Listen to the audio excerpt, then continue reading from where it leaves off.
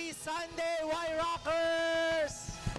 Happy Sunday po and welcome to the best place to be every Sunday to worship God, to see each other, to celebrate the goodness of God. Amen?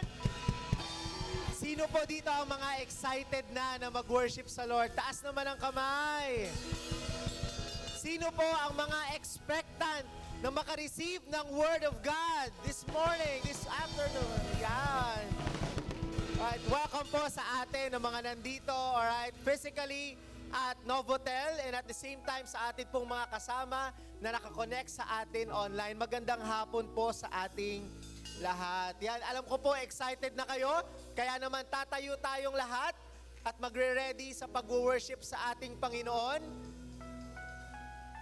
Sige, syempre bago tayo mag-start, di ba, gusto muna natin magkaroon tayo ng time sa bawat isa. Syempre, sige, tingin tayo sa paligid. Yan, tignan ang mga nagagandahang mukha. Di ba? Nag-prepare talaga yan para sa hapong ito.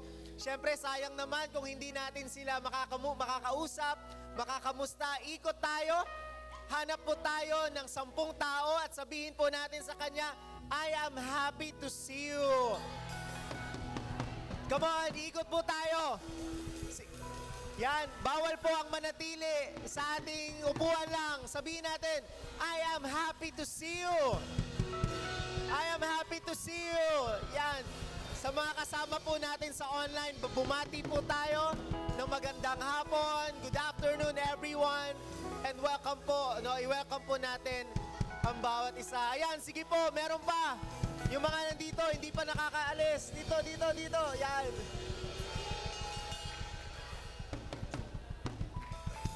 Yan. Di ba?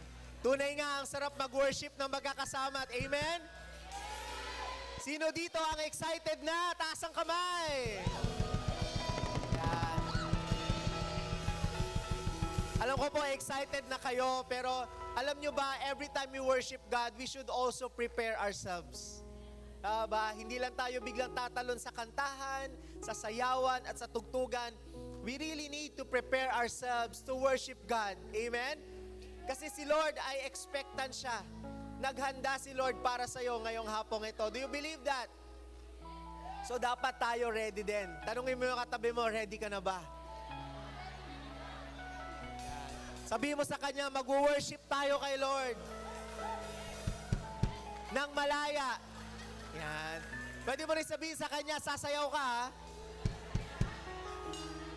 Yan. Basta pag sumayaw ako, hayaan mo lang ako mag-worship kay Lord. Alright? Let me read to you Psalm 103, verse 1 to 5. Sabi po dito ng psalmist, praise the Lord, my soul. All my inmost being, ang lahat ng aking pagkatao, praise His holy name. Praise the Lord, my soul. Inuutusan niya ang kanyang sarili, inuutusan niya ang kaluluwa. Praise the Lord, my soul. Pwede ba sabihin din natin sa ating sarili, utusan natin ang ating kaluluwa, praise the Lord, my soul. Praise the Lord, my soul, and forget not all His benefits.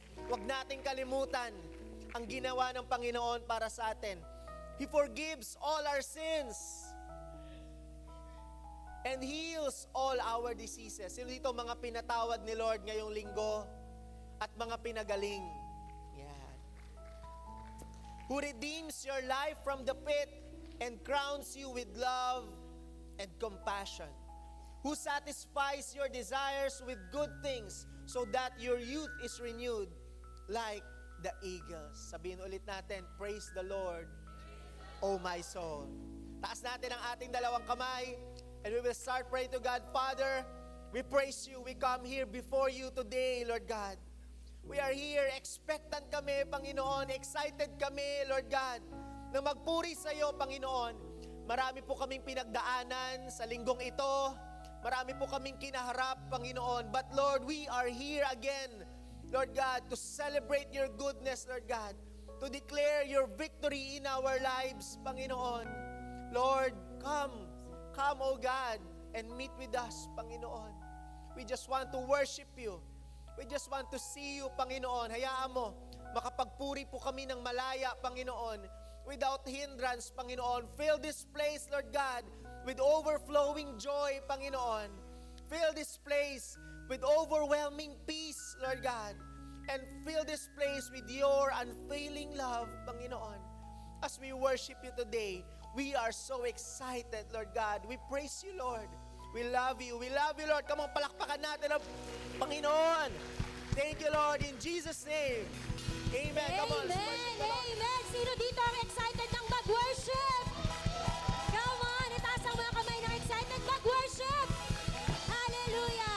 Alam niyo po ba kung ano ang pinakamagandang pangako ng Panginoon? Tanong niyo sa akin kung ano? Eternal life. Eternal life ang pinakamagandang pangako ng Panginoon. And imagine the day when we will see Jesus face to face. No more tears, no more sickness. Makakasama natin ang Panginoon.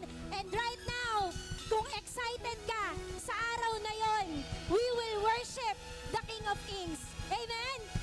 So I want you to clap your hands, dance, as we worship our Lord. Come on, let's worship. Hey!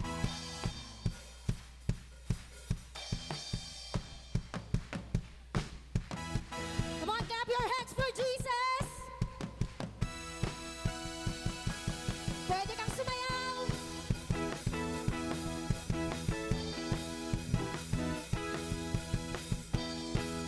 Lahat ng nananabik ay aawit. Ako'y nananabik sa iyong pagbabalik. Lahat ng luha ay mapapawi. Walang sakit, walang sakit o kamatayan, sapagkat ang lungkot ay lilisan na. Go say! Nagpupuri, nagpupuri, itataas ang ngalan mo habang naghihintay. Nagpupuri, nagpupuri,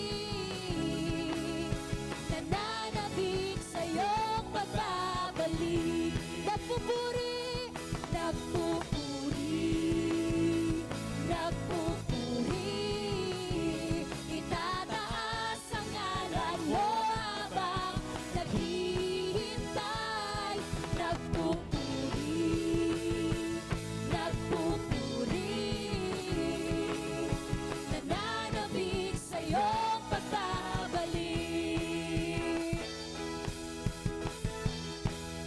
Anong galak? Anong galak? Ikaw ay masilayan, namamangha sa iyong kalwalhatian. Ang lahat ng tao ay sa iyo luluhod, sasabihin, Jesus, ikaw ang Diyos. Minsan nga, anong galak? Anong galak? Ikaw ay masilayan, namamangha sa iyong kalwalhatian. Ang lahat ng tao ay sa iyo luluhod, sasabihin, sasabihin, Jesus, ikaw ang Diyos. Nagpupuri, nagpupuri, itataas ang ngalan mo habang naghihintay. Nagpupuri, nagpupuri, nananabik sa iyong pagbabalik. Nagpupuri, nagpupuri, nagpupuri, itataas ang ngalan mo habang naghihintay. Nagpupuri, nagpupuri, nananabik sa iyong pagbabalik. Yes, Lord! Excited kami sa pagbabalik mo. Pero habang inaantay namin yon, gagawin natin kung anong pinapagawa mo. Habang papalapit ang araw ng Diyos,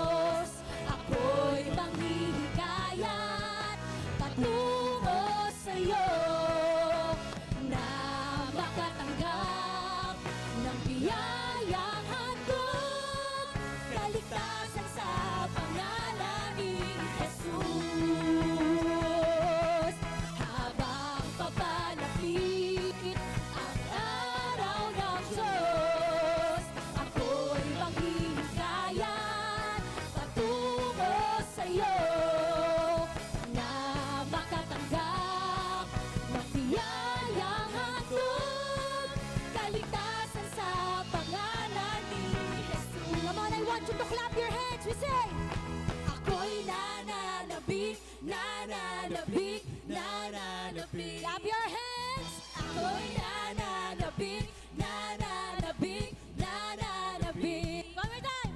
Ako'y nananabik, nananabik, nananabik.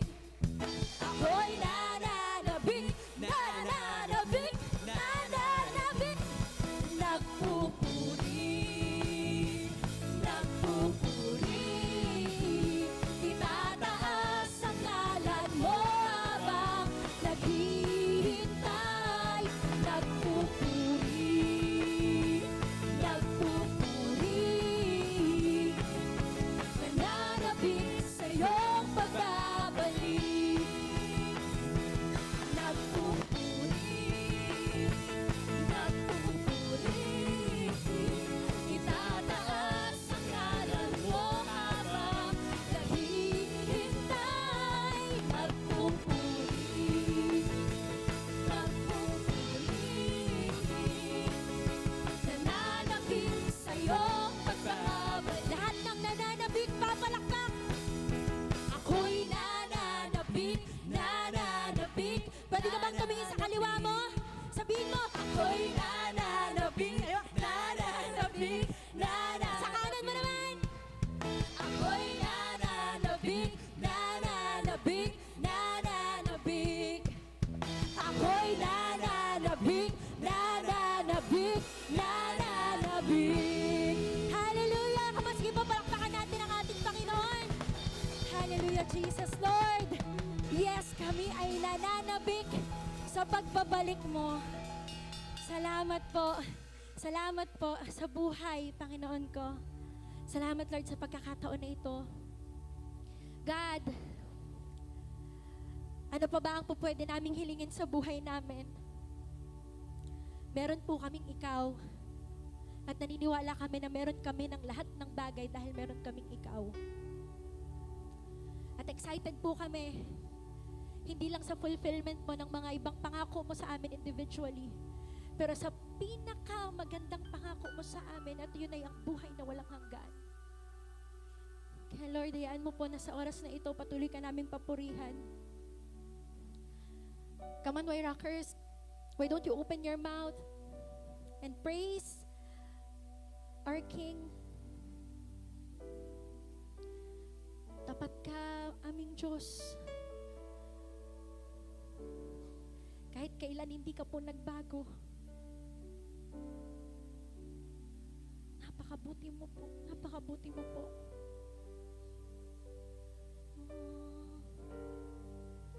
Napakabuti mo. Oh Diyos, salamat sa mga tao na ginamit mo. Kami rin ay gawin mong instrumento.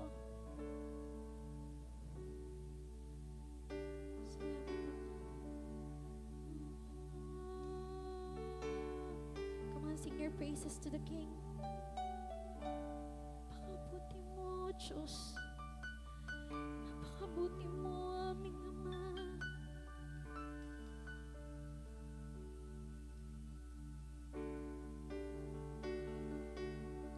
Katapatan mo, O Diyos, tunay at dakila. Ang pag-ibig mo'y wagas at walang kapantay sa aming puso, sa aming buhay. Papurit pagsambay iaalay.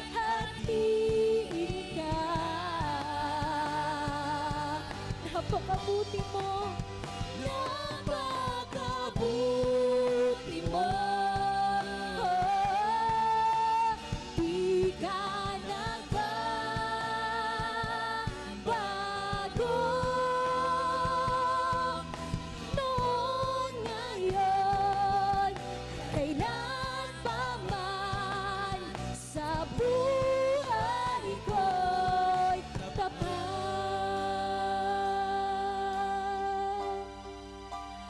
Napakabuti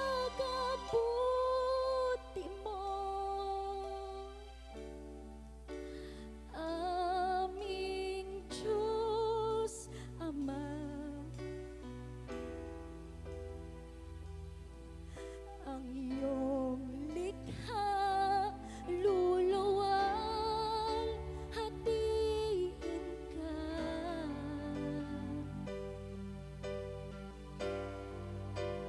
Napakabuti mo, di ka nagbabago.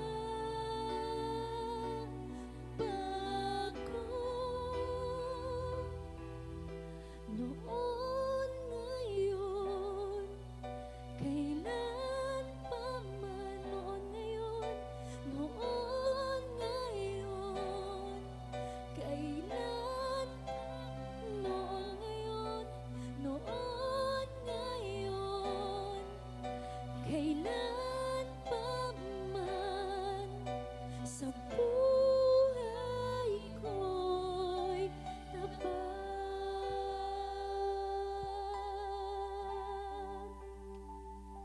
Tunay ngang napakabuti mo, Panginoon. Noon, ngayon, at kailanman. Napakabuti mo. Napakabuti mo.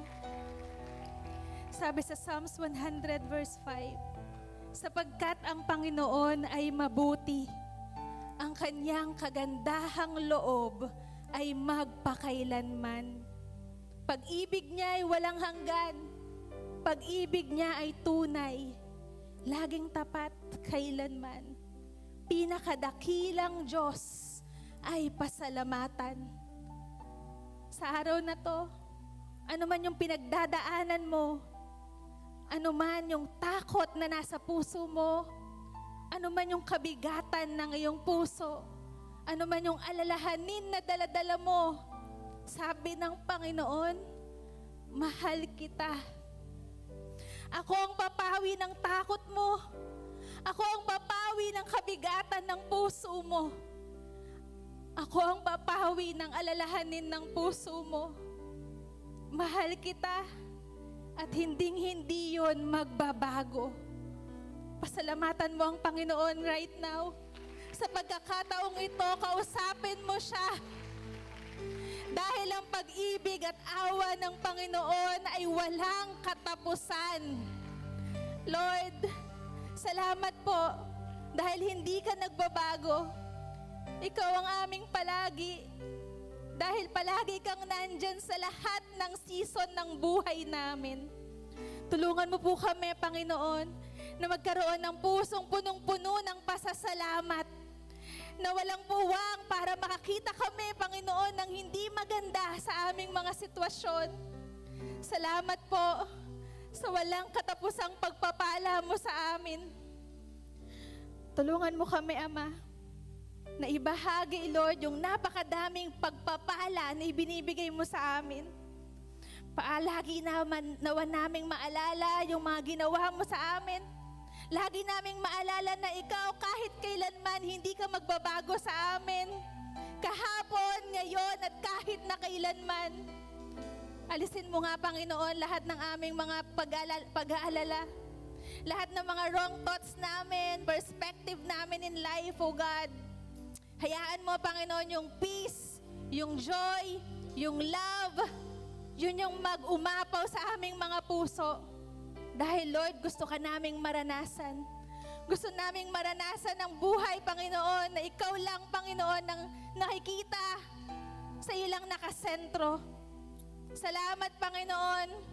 And Lord, we commit to you this service, oh God. Para sa iyo to, Panginoon. And right now, palakpakan mo si Lord. Dahil deserve niya ang palakpak mo. Deserve niya ang praise mo sa Kanya. Palakpakan mo siya. Salamat, Panginoon. Salamat po. And Lord, we commit to you, Panginoon, this service. Salamat po. In Jesus' name we pray. Amen and amen. Palakpakan mo siya. Walang tigil na palakpak. Because He deserves everything. Yan. Thank you so much po to our worship team for leading us into that heartfelt worship. Sige, makakaupo na po tayong lahat. Right. So muli po, welcome sa ating Sunday worship celebration. Palakpakan naman natin ang bawat isa for being here. Yan. Okay, mukhang wala pong nandito. Isa pa, palakpakan po natin ang bawat isa for being here. Yan. Alright, of course, okay, we also would like to take this opportunity para po i-welcome ang ating new friends. Ayan. Okay, alam nyo ba, hindi lang kasi isa, alright, not one, not two, not three, but 13 new friends. Meron po tayong 13 new friends ngayon. Welcome po sa inyo and we are so happy po na makasama kayo. Pwede ba nating i-acknowledge ang kanilang presence? Sige, kapag tinawag ko po ang inyong pangalan, tayo po kayo at kaway. Okay lang po ba yon? Tatayo at kakaway. Yan. Gusto lang namin po kayong makita. And syempre, Y-Rockers, kapag tumayo po sila, i-welcome po natin sila, kamayan natin at batiin po natin sila. Tawagan ko po si Christoph Gabriel. Yan! Di ba? Welcome, Christoph. Welcome to Y-Rock. And Axel Agatha. Asan si Axel Agatha? Hello, Axel. Welcome. And si Carlian Grace. Carlian Grace. Hello. Welcome. And si May Roxette. Dito ba si May? Hello, May. Hello. Welcome to Y-Rock Christian Assembly. To Rian Gimari. Rian, hello Rian, welcome. And si Iza Bicaldo. Wow, hello, welcome. Ayan, maraming salamat sa pagtayo. Si Marie Almoguera. Marie, are you here? Wow, grabe. Nandito sa side na to ang ating mga maraming first-timers. Palakpakan naman natin sila. We also have Manuela Castro. Manuela, ayun, Mami Manuela, nasa dulo. Hello po, Mami. Welcome po sa Y-Rock Christian Assembly. Si Miss Lorna Mahinay. Ayan. Uy, nako, kamayan po natin. Hello, Lorna. Welcome. Welcome. We're happy to have you. And si Saturnino Castro. Wow, ay, hello po. Ayan. Welcome po, Sir Saturnino. And Trisha May Layosa. Trisha May. Hello, Trisha May. Nasa likod. Welcome. And si Tin Agustin. Tin, are you there? Hello. Ayan, sige, tayo ka naman at isang kaway naman dyan. Ayan, hello. Hello, Tin. And si Leira Maisa. Leira, ayun, nasan? Doon, may tumayo kasi, sorry. Hello, Leira, welcome. Ayan, palakpakan naman natin. Si Leira. Welcome po. Meron pang dalawa, of course, si Charlene Mana. Charlene, where are you? Charlene? Asan si Charlene? Ayun, nagre-register pa. Grabe. Ganyan kabilis ang ating registration ushering team. Nasa labas pa, nakalista na. Palakpakan naman natin sila. Alright, we have Jam Labine. Andyan din. Hello. Hello, Charlene and Jam. Welcome. Hinihintay namin kayo dito sa loob. And muli, to our new friends, welcome po. Masaya po kami nakasama kayo. Palakpakan naman natin si Lord ng malakas dyan. Sana po mag-enjoy po kayo at talagang ma-experience nyo po ang power ng love and Word of God. At hindi lang yun. Siyempre, gusto rin natin i-acknowledge ang effort ng mga nag-invite sa ating mga new friends. Yan, taas ang kamay ng mga nag-invite sa kanila. Tayo lahat na nag-invite. Tayo, come on. Yan, sige. Yung mga nag-invite, tayo. Yan, sige. Tayo lang, manatiling nakatayo dito. Erickson, tayo. Tayo, dali na. Nahihiya pa. Alright. Palakpakan natin sila ng malakas. 1, 2, 3, go! Yan, di ba? Sige, makakaupo na. Maraming salamat. Thank you for inviting our new friends. And ayan, alam ko, excited na kayo ngayong hapong ito para marinig ang Word of God. Tama ba? Sino dito excited marinig ang Word of God? Taas ang kamay. At sino naman dito ang excited din malaman kung paano magtutuloy o magtatapos ang storya ni Emma at ni Jim. Yan. Okay, inabangan nyo po yan ng 3 linggo. So mukhang ngayon na po ang huling episode. Mamaya po, wag po nating mamimiss ang kanilang istorya. And of course, okay, to share with us the Word of God for this Sunday afternoon, I will introduce our tatay, pastor, and bishop of Waira Christian Assembly, none other than Bishop John Española. Palakpakan po natin. Yun, no? Alright, nako. Sabi mo sa katabi mo, ang ganda-ganda mo. Gwapo-gwapo mo. Yan. Tapos, sabay, patawarin ako ni Lord sa pagsisinungaling ko. Joke. Alright, go. Kaya ba? Yan. Yun, no? Nako, so, welcome po sa lahat ng ating mga bagong kaibigan, kasama. Sino dito yung mga second timer naman? Second time na nandito. Taas. Yun, no? Mabuti, bumalik kayo. Alright? Third time. Mga pangatlong beses na. Yan. Oh. Nako, fourth time. Oh, yun, no? Meron tayo rito pang-apat na beses na. I hope this will not be your first time, your second time, your third time, fourth time, but it will be the start of your journey sa inyong relationship sa ating Panginoon. Sino rito excited na mag-aral ng salita ng Panginoon? Yan, ako excited din. Ganda ng topic natin. Alright? So, kung ready na po kayong makinig, sabihin mo sa katabi mo, makinig ka mabuti. Okay? Mamaya ka namang hunting na maliligawan mo. Kami mo. Mamaya ka namang hunting ng pogi dyan. Alright? So, tayo ay mag-aaral ng salita ng Panginoon. Topic natin is the hard truth of love. The hard truth of love. Nako, mabigat ito. So, tingnan natin kung mapapag-usapan natin ito ng maayos, di ba? Alam mo, ang pinakamagandang salita na narinig, siguro, ang pinakamagandang salita na marinig natin sa isang tao ay ang salitang, I love you. Sige nga, subukan nyo nga. Humanap kayo ng taong napipisil ninyo, mapapangasawa rito. At puntahan sila at sabihin, I love you. Di ba? Nakakakilig. Sarap sa pakiramdam. Di ba? Para tayong nasa alapaap. Di ba? Pero yung iba natatakot din pag sinasabihan ng ganyan. O anak, bakit ka na naman nag-I love you? Anong hihingin mo na naman? No, marami rin ganyan. Nag-I love you kasi mangungutang. Di ba? So mahirap din. Pero actually, kahit na ano pa yan, di ba? Masarap pa rin pakinggan yan. Masaya. Nakakaramdam tayo ng kagalakan,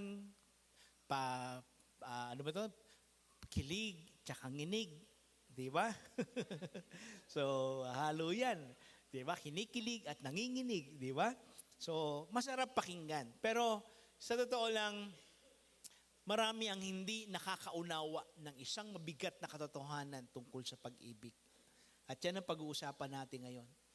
Ang isang mabigat na bahagi o ng aspeto ng pag-ibig, the hard truth of love. So kung gusto nyo malaman yan at maintindihan yan, let's start. Basahin po natin John 3:16. For God so loved the world that He gave. Maganda sabayan nyo siguro ako. Sabay-sabay tayo. Nandiyan na siguro. 1, 2, 3. For God so loved the world that He gave His one and only Son, that whoever believes in Him shall not perish, but have eternal life. Yan ang isang verse na siguro pinakasikat at pinaka-narinig na marami sa atin. Di ba? John 3:16. Ang ganda kasi na sinabi, for God so loved the world that He gave. Yan ay mga katagang marami sa atin ay nanligtas, na in love, at naging dahilan para tayo ay mag-surrender ng buhay kay Yesu Kristo. At ito rin ang mga salitang nagbigay sa atin ng pangako at ng kasiguraduhan na tayo ay mayroong buhay na walang hanggan, the eternal life. Kay Kristo tayo mga naniwala sa Kanya. Okay? So, the question lang is this. Maganda ang mga salitang ito, nakaka-inlove, nakakakilig, di ba? Nagbibigay sa atin ng kagalakan, di ba? Okay lang ba yan? Parang masisilaw ako. Kulang ba yung aking Pasensya na, hindi ako nagme-makeup sa mga kasi, diba? Baka sumobrang gandang lalaki ako. Mahirap na. Ayan. Madilim ba sa sa Channel 7? Okay, madilim. Okay, di bale, sa channel 45 na lang. Okay? Ayan. Kaya lang marami sa atin ang hindi naintindihan kung gaano ang lalim, bigat na kinapapalooban ng mga salitang ito. Di ba? Dapat maintindihan natin, ano ba talaga ang laman o ang bigat ng mga salitang ito? Do you truly know the cost of God's love for humanity? Ano ba talaga ang kabayaran ng pagmamahal ng Diyos para sa atin? Sino ito naniniwalang mahal siya ng Diyos? Taas ang kamay. Yan. Di ba? Kailan naintindihan ba natin talaga yung presyo, yung halaga? Kasi may cost yung pagmamahal ng Diyos. At yun ang gusto ko maintindihan natin. Kasi parang pag sinabi nating love, parang laging ito ay libre. Something na makukuha mo ng libre, something na makukuha mo na parang it is out of, it just a fruit of the heart. Kumbaga parang lalabas ng kusayang, binibigay ng kusayang, binibigay ng libre yan, walang demand. Well, tama rin naman. Pero hindi yun ang kabuuan ng katotohanan. Kasi bakit? May halaga ang pagmamahal. Sabi mo sa katabi mo, may halaga ang pagmamahal. Kaya nga mahal kasi may halaga. Tama? At bakit din siya mahalaga? Kasi mahal. Kita nyo? Nahiwagaan kayo sa mga lalim ng aking pagpapaliwanag. Tama? Andiyan pa ba kayo? Di ba? Kaya mahalaga kasi mahal. At may halaga iyon kasi hindi siya simple, hindi siya ordinaryo, hindi rin siya libre sa totoo lang. So yan ang gusto kong matanong natin sa ating sarili. At yan ang gusto kong pag-usapan natin. Alam mo ba talaga ang halaga ng pagmamahal ng Diyos sa atin bilang mga tao? Ano ba ang cost niyan? Di ba? Kasi pag narinig natin ang love ni Lord, ay grabe ang pagmamahal ni Lord sa atin. Parang alam mo, madalas na narinig na natin ay kung paano niya tayo minahal, ano yung mga mabubuting pangako niya sa atin, ano yung magagandang pwede niyang gawin sa atin. Pero bihirang-bihira sa atin, ang naiisip nito kung ano yung halaga na binayaran ng ating Panginoon Diyos para lamang mapatunayan niyang mahal tayo. Yan. Ano ba ang cost? The cost is this. The cost is the sacrificial suffering, judgment, and death of God's only Son, the Lord Jesus Christ. May halaga ho ang pagpapatunay ng pagmamahal ng Diyos sa atin. Kailangan niyang patunayan sa atin kung gaano niya tayo kamahal. Hindi niya lang ito pinaramdam. Yan, gusto ko maintindihan natin yon. Kasi pag sinabi kasi pagmamahal, puro paramdam eh. Hindi ko maramdaman ang pagmamahal mo. Hello? Sino nito gusto lagi nararamdaman ng pagmamahal? Amen. Sino naman lagi nang sinasabi natin, alam mo, hindi mo na kasi nararamdaman, wala kang pakiramdam. Mga ganyan, di ba? Di ba? Yan, lagi nating issue yan sa bawat isa. Parang, alam mo, hindi ko maramdaman ng pagmamahal mo. Ang hirap kasi sa'yo kung ano lang iniisip mo eh. Puro ka pakiramdam. Di ba? Pero alam sa totoo lang, hindi lang puro paramdam ang pagmamahal. Ang pagmamahal, unang-una tandaan natin ay binabayaran. Hello? Ikaw sa baba ko rito? Kasi yung pagmamahal ng Diyos sa atin, may binayaran siya para lang patunayan niyang mahal niya tayo. At ang binayaran niya ay ang sakripisyong ginawa ng Panginoong Jesucristo. At hindi lang si Jesus, pati ng Diyos. Bakit? Kasi ibinigay ng Diyos ang kanyang kaisa-isang anak para lang para mag-sacrifice, mag-suffer, tumanggap ng judgment at ng kamatayan ng kanyang kaisa-isang anak, ang Panginoong Jesucristo. Kaya ano bang reason? Bakit niya kailangan gawin to? Diba? Bakit niya kailangan mamatay sa krus? Sino ito nag-life retreat na taas ang kamay? So most likely, kayo ay naunawaan nyo na to. O ngayon, baka nagtatarin yung mga first timer natin. Life retreat, yan ang isa sa pinaka-powerful na experience at powerful na event na mangyayari sa buhay ninyo. Kaya kung hindi ka pa nagla-life retreat, naku po, maniwala ho kayo. Huwag ho kayong dediretso sa buhay ninyo na hindi kayo ma-attend ng life retreat. Di ba? Sino ito hindi pa nagla-life retreat? Taas ang kamay. Taas ang kamay. Kaya bago kayo umabas mamaya, tanong nyo na sa life group leader ninyo, papaano kayo a-attend ng life retreat. Marami sa atin, ang tingin lang natin sa love ay martyrdom or martyrdom. Ibig sabihin, ang pagmamahal ay pagkamartir. Kahit nasasaktan ka na, nasusugatan ka, inaapi ka, di mahal pa rin kita. Di ba? Nagpapakamartir ka dahil sabi mo nga, mahal mo siya. Kaya tingin natin sa pagkamatayan ng Panginoong Kristo ay pagkamartir niya dahil sa pagmamahal niya, mahal niya tayo. Kaya namatay siya. Parang it is just an expression or parang it's just a martyrdom. Ibig sabihin parang ay namatay si Jesus kasi para lang iparamdam o iparanas o iparamdam sa atin na mahal niya tayo. Kaya nagpakamartir siya. Parang ganun lang ang tingin ng karamihan sa atin. Kaya hindi natin naunawaan kung paano italaga pinakita ng Diyos ang kanyang pagmamahal. So, ang problema natin ngayon, ganun lang din ang tingin natin sa pagmamahal. Pagmamahal natin sa kapwa, pagmamahal natin sa Diyos, is about martyrdom. Ibig sabihin, pagmahal mo ang isang tao, magpakamartir ka. Bigay mo kung ano yung dapat ibigay, pwedeng hindi na nila isaoli o hindi nila suklian, basta ikaw nagmahal ka. Yan. Diyan, ngayon, pumapasok ang problema. Kasi bakit? Because of this kind of view of love, na parang it's just an expression, or kaya ang love ay puro pagbibigay. Kaya nga, for God so loved the world that He gave. So parang, ang pagmamahal ay pagbibigay. Hindi, sige, mahal ko yan eh. Bigay mo na. Sige na, mahal ko yung taong yan. Sige na, bibigay ko ng biyanan ko. Ay, salamat, ibibigay ko ng misis ko. Di ba? Diba? Ganyan. So parang, ang pagmamahal, puro pagpabibigay. Di ba? Kung talagang mahal mo ako, bibigyan mo ako ng ganito. Parang tama, pero tignan natin, tama ba o mali? So ang problema natin ngayon, many people believe that if you truly love someone, you must be willing to be a martyr. Sacrificing, forgiving, and accepting them no matter what, even if it means enduring abuse or tolerating sin and evil. Tama ba? Hello, may kausap ba ako?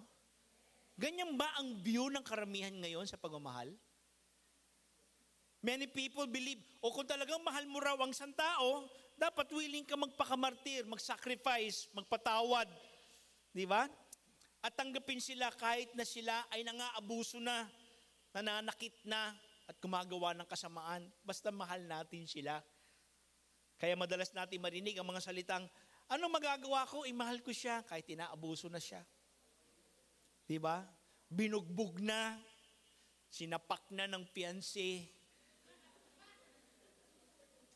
Diba? Kaya sasabihin ng binugbog, yung babae, tinayaw ko na talaga sa kanya, iniwan na. Ito na, lumapit na yung fiancé niya, at nag-iiyak sa kanya, patawarin, hindi na po ulit. O sige, talaga ha. Ayan na. Tapos pag sinisi natin, ang tangiay mo. Di ba? Sesa na kayo, hindi ko pwede sabihin ng diretso yun, di ba? Tapos, pag tinanong, bakit mo binalikan? Binugbog ka na nga. Ano magagawa ko? Mahal ko talaga siya. Yan. Di ba? Kung mahal mo, di ba? Ito rin, mga kanitong katiwiran. Kung mahal mo ako, mauunawaan mo ako at susuportahan. Yan. Yan, ginagamit natin yan sa mga ano natin. Sa mga kaibigan natin, sa nanay, tatay natin, o kaya sa mga taong, alam mo kung mahal mo, kung kaibigan mo ako, at mahal mo ako, susuportahan mo ako sa mga ginagawa ko. Mali nga. Kahit na alam mo naman dito ako sumasaya at dito ako nagkakaroon ng meaning sa buhay ko. Di ba? Dapat kung mahal mo ako, susuportahan mo ako. Ayan. Ginagamit natin ang ganyang mga salita para lamang sabihing mahal mo ang isang tao. O kaya naman, kung talagang may love ka, ito naman, ginagamit sa atin ito. Kung talagang may love ka, dapat huwag tayong maging judgmental. At huwag maging self-righteous. Hayaan natin si Lord ang magbago sa kanila. Di ba? Dito madalas yan. Di ba? Kino-correct natin. Di ba? O, bro, ang problema, bakit ganyan? Ba't naman ganyan ang TikTok mo? Halos magubad ka na, sis. Kung naman judgmental ka naman, mahalaga, nakaka-minister ako, nakaka-reach ako ng maraming likes at maraming friends at marami na akong followers. Malay mo, madala ko sila kay Lord. Teka, sino bang Lord ang sinasabi mo? Hello? Diba? Tapos magagalit, masyado kang judgmental. Alam mo, ayoko siya sa church na yun, masyadong judgmental. O kaya naman, dito, halimbawa, minsan, di ba, may mga kapatid tayo kasama natin na minsan talagang sobrang pa-sexy. Di ba? Pagka pumunta, sexy, di ba? Ang short, pambihira, hanggang dito. Di ba? Parang hindi na yata short yun, di ba? Short pa ba yun? Di ba? O kaya naman, di ba? Siyempre, minsan, masyadong fit na fit, talagang sexy naman, di ba? So nagagalit yung ibang mga kapatira, mga kababaihan natin, nagagalit kasi una, naiingit sila. Di ba? Bakit hindi sila sexy? Di ba? So sisitahin, di ba? So, naku, ayoko na sa church niya, masyadong judgmental. Akala naman nila kung sino sila, ganito, di ba? Ayan na, may problema rin tayo sa ganyan. Right? So ngayon, kung ganito ang view natin sa love, may problema tayo. Hindi mo naintindihan talaga ang ibig sabihin ng love. So ngayon, pag-uusapan natin yung hard part ng love. Balik tayo sa John 3:16. Sabi niyan, for God so loved the world that He gave. Kasi pag yun lang ang binasa mo at hindi mo naintindihan yung ibig sabihin nun, parang ang lumalabas, ang pagmamahal ay puro pagbibigay. Hindi pagbigyan mo na, mahal ko naman siya eh. Hindi pagbigyan mo na kasi, mahal mo naman magbago ulit, di ba? Ano magbago ulit? 100 beses niya nang ginagawa sa iyo yan. Di malay mo naman sa 100 magbago na. So puro tayo bigay. Parang tama, di ba? Pero ano bang ibig sabihin talaga na nangyari? Anong ibig sabihin that God gave His only begotten Son? Kasi pag narinig natin yung word na gave, parang ang narinig natin Pasko. Ay, regalo. Kailangan magbigay tayo, magregalo tayo, di ba? Kahit walang okasyon, magbigay tayo, magmahal tayo. Di ba? Pero ang ibig sabihin talaga nung give dito o nang gave dito, Romans 5:8, ito ang nangyari talaga niyan. Nung sinabi ng Diyos, for God so loved the world that He gave. Anong ibig sabihin nung He gave? Sabi sa Romans 5:8, but God demonstrates His own love for us in this. While, basahin natin, while, yung tuloy-tuloy, 1, 2, 3. While we were still sinners, Christ died for us. Dahil daw sa pagmamahal ng Diyos, sa atin, binigay niya ang kanyang kaisa-isang anak. Anong ibig sabihin ng binigay niya? Ang ibig sabihin nun, binigay niya ang kanyang anak upang mamatay. Sabi mo sa katabi mo, ibinigay si Jesus para mamatay sa'yo. Sa kang dahilan ng kamatayan ni Jesus. Sabi mo, ikaw pala may kasalanan. Diba? Nagsisihan no? So, ang pagbibigay pala ng Diyos ng kanyang kaisang-isang anak, hindi para pumunta sa lupa at magpakita ng pagmamahal at hindi para sabihin sa atin, mahal na mahal ko kayo, ililigtas ko kayo, magpapagaling ako, magpapakain ako ng maraming tao, bubuhay ako ng patay, magpapagaling ako ng may sakit. Lahat yun, maganda yun. Pero hindi lang yun ang ginawa ng Panginoong Kristo nung siya ay pumunta sa lupa, nagkatawang tao. Ang pinakamahalagang ginawa niya ay hindi lang yung pagmi-minister niya sa tao, pinakamaganda, pinakamakapangyarihan, ang pinakamahalagang ginawa niya ay nung pinasan niya ang krus, tinanggap niya ang lahat ng sugat-latay at lahat ng parusa, gulpi at panlalait ng tao at binuhat niya ang krus at doon sa krus na yun, pinako siya at namatay siya para lamang iligtas tayo. God demonstrated His own love for us in this. While we were still sinners, Christ died for us. Bakit kailangan mamatay si Jesus ng ganong klaseng suffering? Isaiah 53 verse 4-5. Nandiyan ba kayo? May kausap ba ako dito? Sabi niyan, surely He took up our infirmities. Ito yung tumutukoy sa kamatayan ni Kristo sa krus. Surely He took up our infirmities and carried our sorrows. Yet we considered Him stricken by God, smitten by Him, and afflicted. But He was pierced for our transgressions. He was crushed for our iniquities. The punishment that brought us peace was upon Him, and by His wounds we are healed. Alam mo, hindi mo mai-imagine ito kung hindi mo makikita kung ano ang ibig sabihin nito. Una, sabi niyan, yet we considered him stricken by God. Ano ibig sabihin ng stricken? Came from the root word strike. Tama? Pinag-aralan ko yan. Yung mga root word na yan. Amen? Yan, natatandaan ko yan. Pero wag niyong padidefine sa akin ng adjective. Pronoun, pwede pa. Tsaka noun. Alam ko, ang noun lahat nag-uumpisa sa letrang malaki. Amen? Define verb. Hindi ko alam yan. Ha? Yun na yun. Okay? Stricken, di ba? Came from the root word strike. Ano Tagalog ng strike? Di ba? Yun na yun, di ba? Hinagupit.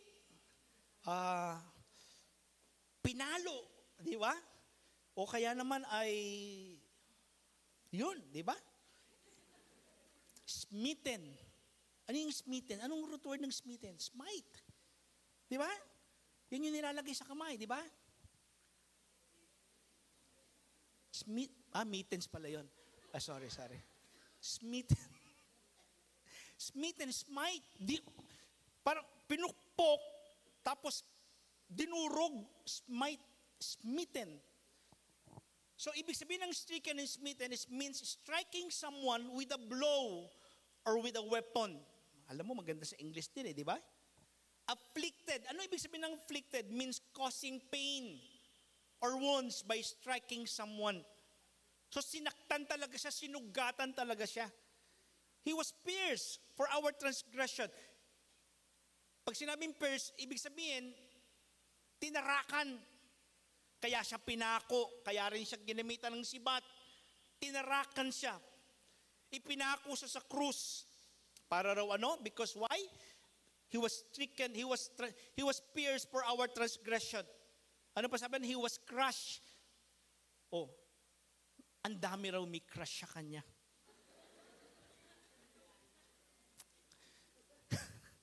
Sa dami ng, hindi, ibig sabihin, di ba? As in, dinurog siya. As in, siyempre, hindi naman dinurog na parang pinino. Pero, di ba? Ang description sa chapter 22 nga nito, bago chapter 53, sabi ng Bible, dinescribe na yung itsura raw niya nung siya ay nakapako sa krus, it was beyond human likeness. Hindi na raw makita kung siya pa ay tao kasi nga, talagang basag ang mukha niya, labas ang mga laman niya, ang dami niyang sugar, ang dami niyang hiwa, halos hindi mo raw malaman kung tao. Para raw siyang isang malaking tusino o malaking suwarma na nakasabit. Nandiyan ba kayo? Hindi ako nagbibiro kasi yun yung description ng Bible. So ibig sabihin talagang matindi yung kanyang hinarap na parusa. He was crushed. Di ba? He was punished. Sabi diyan, the punishment that brought us peace. So, pinahirapan siya, pinalo, ginulpe, pinarusahan siya. Intindi naman ang mga salitang yan. Bakit nga ba? Ulitin natin. Ano nangyari? He was punished. Sabi niyo, punished. For our sins and rebellion against God. Siya ay pinarusahan dahil, sabi mo sa katabi mo, dahil sa kasalanan mo. Sabihin mo rin sa kanya, ikaw rin. Mas marami kang kasalanan sa akin. Sabihin mo. He was punished for our sins and rebellion against God. Bakit ulit niya hinarap yon? Dahil sa kasalanan mo at kasalanan natin. Ang tanong lang ito, bakit kailangan niyang harapin lahat yan? Bakit niya kailangan tanggapin lahat yan? Kasi pag inisip mo mabuti, pwede naman tayong iligtas ng Diyos na hindi niya kailangang harapin yan. Tama? Diyos siya. At kung tutusin, kung gusto niya tayong iligtas, since siya naman ang judge, at siya rin naman ang Diyos, at siya rin naman ang may kakayanan na sa isang iglap, linisin tayo sa lahat ng kasalanan natin. No need for crucifixion. No need for punishment. At ang masakit pa niyan, bakit niya kailangan magkatawang tao para naman tanggapin lahat yan? Kasi kung hindi siya magkakatawang tao, hindi niya mararanasan lahat yan. At bakit niya kailangan danasin lahat yan? Diyos siya. Pangalawa, bakit niya kailangan danasin niya? Sino ba ang nagkasala? Ulitin mo nga, sino sa nagkasala? Sabi mo sa katabi mo, ikaw. Di ba? Magsisiya na lang tayo rito. Total, ayaw naman natin ituro yung sarili natin. Lahat tayo nagkasala. Pero bakit? Bakit? Number one, because He needs to pay for the consequences and price of our sins and rebellion. Kailangan niyang bayaran ang ating kasalanan. Kailangan niyang bayaran ang ating pagkarebelde sa Diyos. Sabi niyo, bayaran. Romans 6:23, for the wages of sin is death. Ang kabayaran ng kasalanan, kamatayan. Sino rito ang hindi pa nagbabayad ng mga utang niya hanggang ngayon? Magsisi na kayo. Ang Diyos hanggang ngayon ang Diyos nagbayad ng kasalanan at utang natin. Imagine, tingnan niyo mabuti Ang question natin kanina ganito, di ba? Pwede naman niyang hindi danasin yan. Yung lahat ng hihirap. Pwede. Pwede. Kung gugustuhin niya, pwede. Hindi niya kailangan danasin yun. Pero bakit? Bakit ulit? Kailangan magbayad. May salita bang me? Wala no? May. Pasensya na kayo. Sa akin lang yata nanggagaling yung salitang yan. May buy, di ba? Ako may mga salitang ako lang ang gumagamit Nila, tsaka me, di ba? May bayad ang kasalanan. Ang kabayaran ng kasalanan ay kamatayan. So lumalabas, ang ibig sabihin nito, kung ang sinasabi natin, because He needs to pay for our consequences, for the consequences and price of our sin and rebellion, kaya naman, sinabi ng Bible, for the wages of sin is death. May kailangan magbayad. So, lumalabas, nung ibinigay ng Diyos si Jesus, hindi lang para ipakita at iparamdam ang pagmamahal sa atin. May kailangang bayaran. Hello? At ito matindi, hindi ikaw ang nagbayad. Ang kanyang sariling anak ang nagbayad si Jesus. So lumalabas, pambihira, hindi pala libre ang pagmamahal. Hindi ho libre ang pagmamahal ng Diyos sa atin. Nag-gets niyo ba yun? Hindi ho libre. At ayan ang problema natin Sa totoo lang, ang tingin kasi natin sa Diyos, parang sobrang grabe si Lord, ang grabe ang pagmamahal sa atin ni Lord, di ba? Isipin mo, ang dami-dami natin kasalanan, tigas-tigas ang ulo natin, pero mahal pa rin niya tayo, di ba? Parang, wow, grabe. Kaya kahit hindi ako mati ng church, okay lang. Di ba? Huwag akong kasalanan ulit, okay lang, kasi alam ko naman, namatay na si Jesus para sa akin, okay lang. Hello? Hello? Subukan mong mangutang sa isang tao. Subukan mo lang. Subukan nyo lang. Sa akin, subukan nyo mangutang. Subukan nyo lang. Nangutang ka sa akin, halimbawa. Sabihin na natin, 100,000. Sisiw. Sa bagay, example lang naman to. Nangutang ka sa akin 100,000. Di ka makabayad. Ang problema, yung ipinautang ko sa'yo, niloan ko lang sa bangko. Tama? Pero dahil hindi ka makabayad, wala na akong choice kundi bayaran sa bangko yung utang mo. Tama? So itong ginawa mo ngayon. Sabi mo ngayon, Pastor, grabe ka, ang bait mo. Alam ko, ang love mo ako. Pero mo, hindi mo na ako sinisingil sa utang ko sa'yo. Baka pwede naman pautang ulit. Anong gagawin mo? Ako, tanong niyo sa akin, anong gagawin ko? hahawakan ko siya sa leeg. Ay, di ko pa nga bayad eh. Imagine that, di ba? Akala mo free? Akala mo puro love lang? Hindi, may bayad yun. May bayad yun. Tapos ngayon, gaganyanin mo pa ako? Ito, masakit. Hindi mo ka ulit pinautang. Eh, siya pa sa mamaloob. Grabe itong pastor na to. Problemado na nga ako, hindi pa ako pinautang. Mukha namang mayaman siya. Yan lang ang advantage ko. Mukha lang akong mayaman. Amen? Hindi pala, mukha lang akong mayabang. Hindi mayaman. Kapatid, hindi ho libre ang pagmamahal. May bayad do ang pagmamahal. At ang ipinambayad ng Diyos lang, ang pinambayad ng Diyos para lang patunayang mahal niya tayo, ay ang sarili niyang anak. Kapatid, hindi libre ang pagpapatawad sa iyo. Tapos ngayon, babaliwalain mo siya. Tapos ngayon, sasabihin mo, hindi, okay lang yan, naintindihan man ako ng Diyos. Tama, naintindihan ka ng Diyos, pero hindi mo naintindihan kung anong sakripisyo at anong binayad ng Diyos para lamang iligtas ka.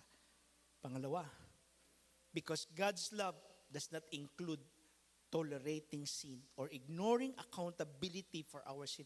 Hindi, ang pag-ibig ng Diyos ay hindi kasama ang pagtotolerate ng kasalanan. O kaya naman, di baling walang accountability. Hindi rin totoo yun. Ang pagmamahal pala ay laging may kasamang pagdidisiplina o pagtatama ng mali. Numbers 14 verse 18, the Lord is slow to anger. O totoo, matagal siyang magalit. Di katulad ni Pastor John. Diba? Na late lang mag-start, nagagalit na. Si Lord ang tagal. Diba? Wala nang ang fellowship, hindi pa siya galit. Pero pambihira ito, sabi ni Lord, abounding in love and forgiving sin and rebellion. Yet, sabihin nyo nga, sabay-sabay, basahin natin, 1, 2, 3. Yet, He does not leave the guilty unpunished. He punishes the children for the sin of the fathers to the third and fourth generation. Kapatid, totoo, mapagmahal ang Diyos, mapagpatawad ang Diyos. Pero kapatid, hindi nagtotolerate si Lord ng kasalanan. Hello? Darating ang panahon, matigas talaga ulo mo. Huwag kang magulat. Kung isang araw, bigla kang dinisiplina. At dinil ka ni Lord sa iyong mga kasalanan. Yet He does not leave the guilty unpunished. Ito ang isang mabigat na katotohanan ng pag-ibig ng Diyos. Hindi nagtotolerate si Lord ng kasalanan. He is a just God. Matuwid ang Diyos sa pamagitan ng pagsasakripisyo ng kanyang sariling anak para lamang iligtas tayo sa kasalanan at sa rebellion natin. God satisfied two important things. Dalawang bagay ang napagganap o nasatisfy ni God nung ginawa o nung nagsakripisyo siya ng kanyang sariling anak. The love and justice of God was satisfied by the death of God's only Son. Hello? Dalawang bagay. Bakit dalawang bagay? Tingnan niyo mabuti ha. Sabi niya, He does not leave the guilty unpunished. Sama? So, ibig sabihin, kung ako ang Diyos, gusto niyo ba maging Diyos ako? Payag ba kayo? Tingnan niyo, wala nag-yes. Di ba? Alam niyo na magiging magulo ang buhay natin pagka ako na. Pero isipin mo, kung ako ang Diyos, halimbawa lang naman. Ang sabi ng Bible, sabi niya, hindi raw pinapayagan ng Diyos na ang isang tao nagkasala ay hindi maparusahan. Sabi, problema ako ngayon. Kung ako ang Diyos, kung lahat kayo nagkasala, dapat lahat kayo parusahan. Dapat lahat kayo bugbugin, lahat kayo ipako sa krus, lahat kayo hugupitin, at lahat kayo papuntahin sa impyerno. Kasi ang Diyos ay matuwid. Hindi niya pinapayagan na hindi mapaparusahan ang taong nagkasala. Alright? Pero may pangalawang problema rin ng Diyos. Ang Diyos ay pag-ibig. Tama? Kung ang Diyos ay pag-ibig, that means gusto niya kayong iligtas. Gusto ko kayong iligtas. Pero may problema ako, hindi ko kayo pwedeng payagan na maabsuelto na lamang ng ganun-ganun lang. Kailangan parusahan kayo. Kaya sa totoo lang, ang tawag namin diyan sa amin sa theology ay angelic conflict. Ano ibig sabihin nun? Nagko-conflict yung character, dalawang character ni God, dalawang quality ni God. Ang Diyos ay matuwid o justice, ang Diyos ay pag-ibig. Nagsisigaw, yung dalawang yan nagsumisigaw sa puso ng Diyos, parusahan ang tao. Sumisigaw din ng pag-ibig. Hindi, patawarin natin sila, iligtas natin sila. Alam niyo kung paano sinolve ni Lord? Paano? Tanong niyo sa akin, paano? Nakaisip ng solusyon ng Diyos. Kaya ito gawin natin. Sasakripisyo ko ang anak ko. Magkakatawan tao siya. Dadalhin niya lahat ng kasalanan ng tao. Dadalhin niya sa katawan niya. At lahat ng parusang dapat ibigay natin sa tao, ibigay natin kay Jesucristo para masatisfy yung justice na meron tayo. Pero at the same time, pag ginawa natin yun, mapapatunayan natin mahal natin ang tao. Kasi isinakripisyo natin. Isinakripisyo ko ang sarili kong anak para lang iligtas ang tao. Hello? Nandiyan niyo ba yun? Ibig sabihin, mga kapatid, hindi talaga libre ang kaligtasan natin. Binayaran talaga ni Jesucristo yan. Kaya pala, nasatisfy yan. So walang binaliwala, hindi niya binaliwala, hindi niya tinolerate yung kasalanan, pinarusahan pa rin niya, pero at the same time, pinakita niya yung pagmamahal niya sa atin. So lumalabas, sabi sa Luke chapter 13 verse 3, I tell you, anong dapat natin gawin ngayon? So may utang tayo ngayon sa Diyos. I tell you no, but unless you repent, you too will all perish. Bakit? Anong ibig sabihin dito? Ibig sabihin, sino nagbayad ng utang natin? Sino? Para nagdududa kayo. Sino rito ang nagbayad ng lahat ng kasalanan natin? So kanino tayo may utang? Kay Jesucristo. May utang ka. Laki utang natin. Sabi mo sa katabi mo, may utang ka. Magbayad ka na. May parang paninig yan. Isang literal, magbayad talaga, may utang kasi. Di ba? Ano ngayon ang nire-require sa atin ng Diyos? Eto, unless you repent, you too will all perish. So hindi ibig sabihin na dahil namatay si Jesucristo sa krus noon, absuelto na tayong lahat. Dahil ginawa niyan, hindi ho. Unless na may gawin tayo, hindi magkakaroon ng epekto yung ginawa ng Diyos sa krus para lang iligtas tayo. Walang kapangyarihan yon kung hindi natin gagawin ito. Ano yon? Mag-repent. Sabihin niyo, mag-repent. I tell you, unless you repent, you too will all perish. Hanggat hindi ka nagsisisi. Totoo, binayaran na ni Jesus, pero may utang tayo sa Kanya. At ang gagawin mo lang, hindi ka magbabayad. Ang gagawin mo lang, magre-repent ka. Acts 17 verse 30 to 31, in the past, God overlooked such ignorance, but now He commands all people everywhere to repent. Lahat inuutusan mag-repent. Sabihin mo, kasama ka dyan. Sa katabi mo, sabihin mo, kasama ka dyan. Sabihin mo rin, ikaw rin. Di ba? Mag-repent daw tayo. So repentance, ang ibig sabihin ng repentance, magbago ng isip at mag-decide tayo na magbago ng behavior. Kapatid, so lumalabas ngayon ito. Yes, mahal ka ng Diyos. Binayaran niya lahat ng kasalanan mo, pero may utang ka sa Kanya. At hindi magkakaroon ng epekto o impact sa buhay mo yung ginawa ni Jesus unless mag-decide ka na mag-repent. Pag sinabing mag-repent ka, ang ibig sabihin niyan, mag-decide ka, Lord, ayoko na po. Baguhin mo yung pag-iisip mo at mag-decide ka na hindi ka na babalik sa kasalanan. Tama? So ang love pala ni Lord pamira, hindi nagtotolerate. Ibig sabihin, nagde-demand siya. Anak, binayaran ko na yung kasalanan mo. Baka naman pwede, huwag ka nang bumalik sa mali. Eh Lord, kala ko ba, mahal mo ako? Di ba naintindihan mo ako? Hindi nga anak eh. Yun na nga, dapat maintindihan mo, binayaran ko na, tapos babalikan mo pa. Nilinis na nga kita, ano ka baboy? Alam mo sabi ng Bible, minsan daw ang tao parang aso. Ano sabi ng Bible tungkol sa aso? Ang aso raw, pag sumuka, anong gagawin?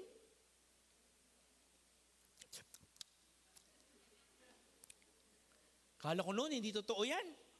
Nakakita ako, totoo pala. Maraming tao ganyan. Nagsisi, isinuka na yung mali, binalikan pa. Sino matutuwa nung ganun? Tapos sabi mo, hindi, mahal naman ako ni Lord. Hindi nga, nilinis ka na nga ng Diyos eh.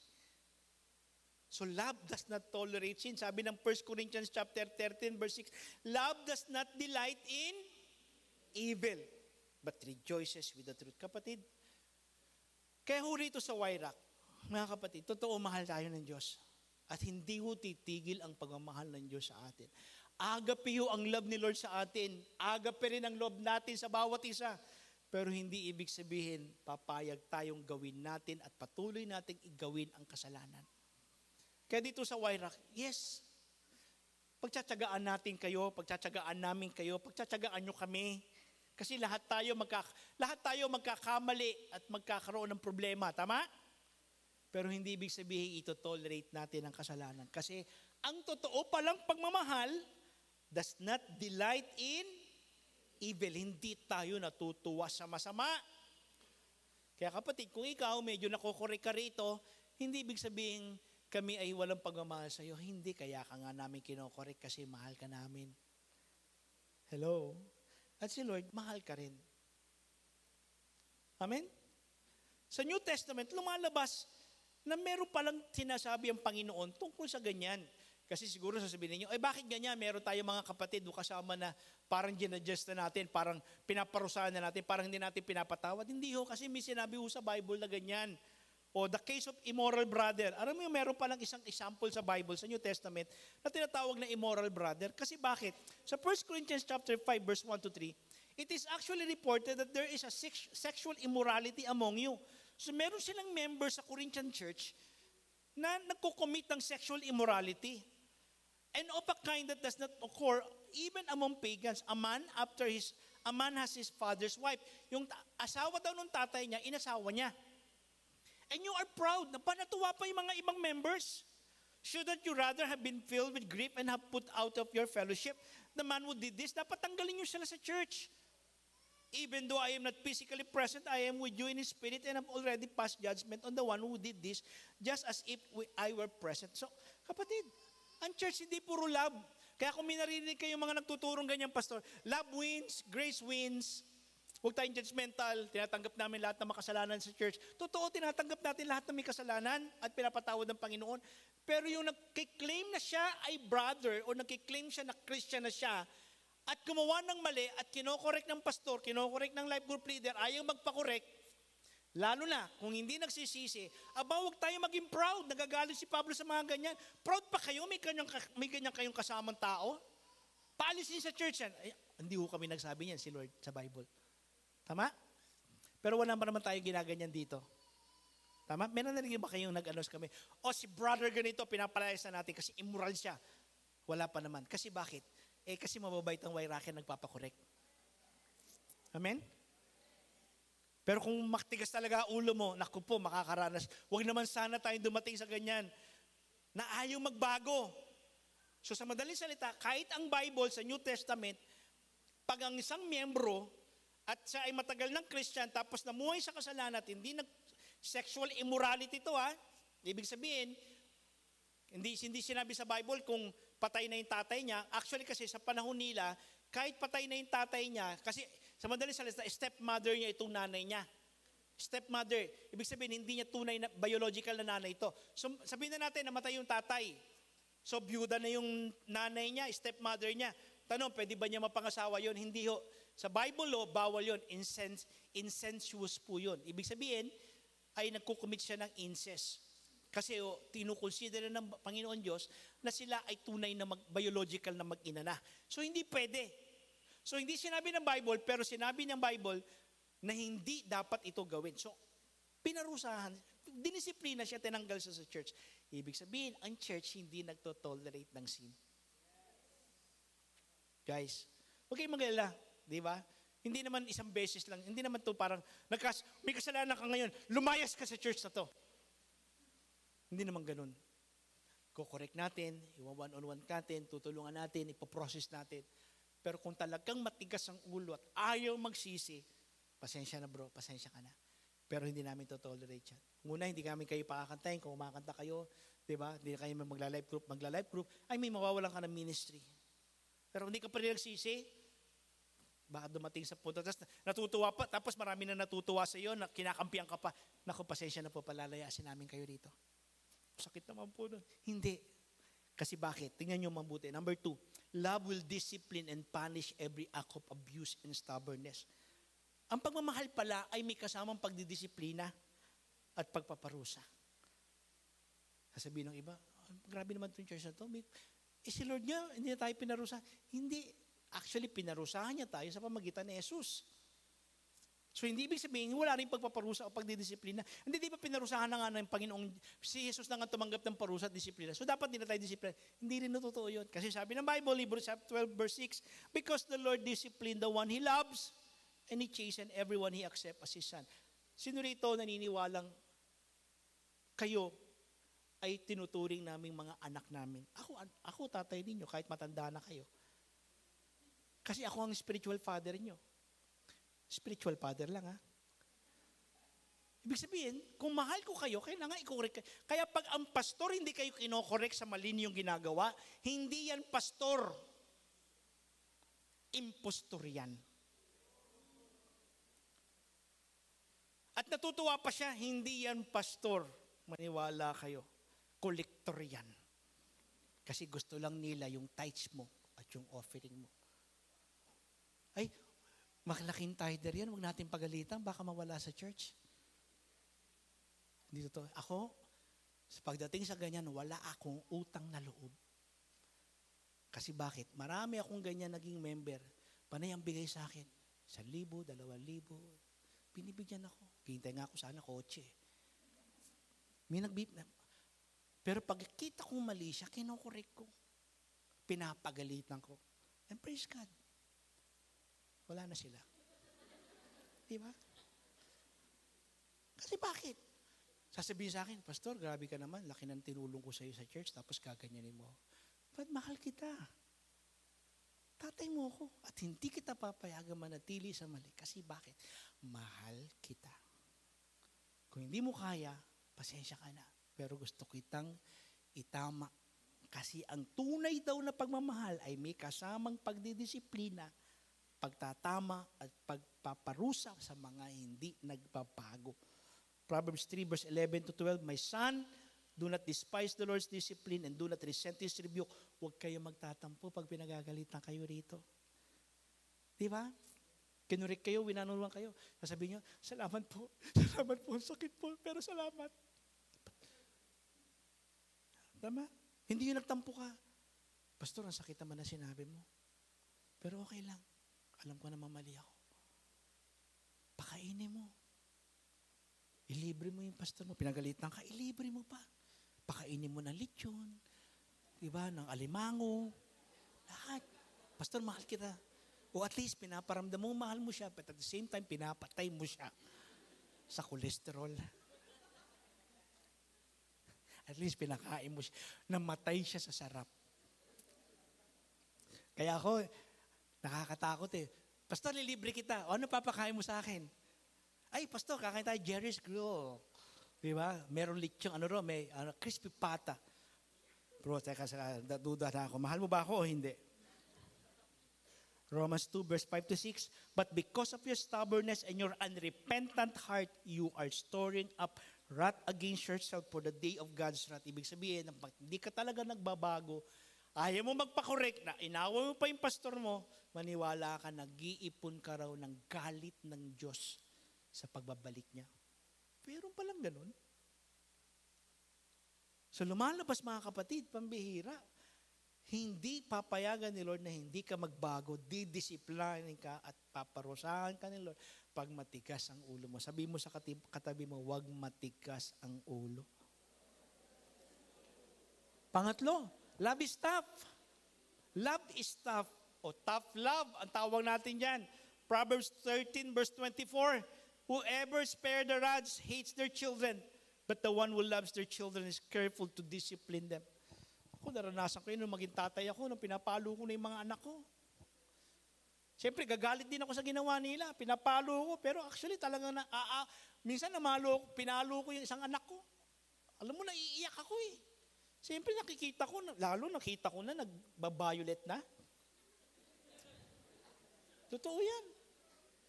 Tapos nagdudugo na. Tapos hindi na humihinga.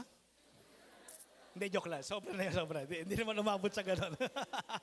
Sabi ko, hindi.